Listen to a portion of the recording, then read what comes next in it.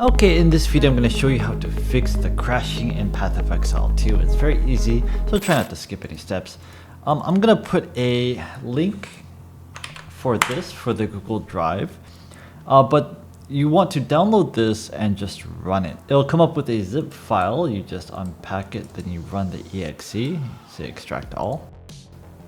And then while this is running, you simply start Path of Exile 2. This will come up, don't worry about it, it's fine.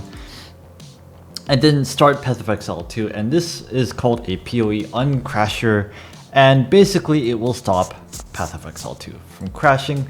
The next thing you want to do is go into PowerShell. You'll find Windows PowerShell here. You want to right click on this and say run as administrator. It'll ask you to confirm. You want to say okay. This will come up. Then you want to type in power cfg-h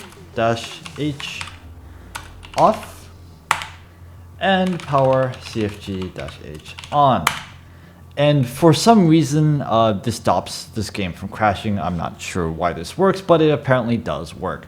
Okay, that is it. If this helped you, leave the video a like.